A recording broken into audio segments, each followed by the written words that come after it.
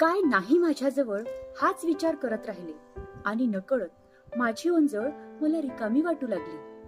मागे वळून पाहिलं. स्वप्ने होती, माणसं होती, पण काही हरवलं, काही अधुरं राहिलं. हिशोब चालतच होता. कोण गेलं, काय निघून गेलं, काय अपूर्ण अन काय उधळून गेलं. मन थांबत नव्हतं अन काळ थांबवता येत नव्हता. आणि एक दिवस मी स्वतःलाच विचारलं, जे गेलं ते गेलं, पण जे या ओंजळीत आहे त्याचं मोल कधी केलंस का? तेव्हा लक्षात आलं, माझ्याकडे अजूनही खूप काही आहे.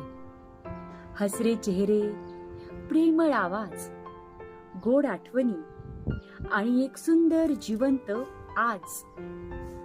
तेव्हाच ठरवलं, हिशोब नको, मागे नको. मी ओंजळभर आज उचलते.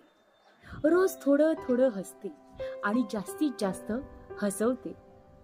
कारण कधी कोणाचं मन हलकं होईल, कधी माझंच मन पुन्हा फुलून येईल, कधी काळ स्वतःला थांबेल या हसण्याला पाहून. मी आज मध्ये जगते. ओंजळीतला प्रत्येक क्षण मनापासून जपते. काही हरवलं असेल, पण जे आहे तेच माझं खरं धन आहे. म्हणूनच मी ओंजळभर आज उचलते. कारण उद्या कधी येईल की नाही कोण जाणे. म्हणून मी ओंजळभर आज उचलते.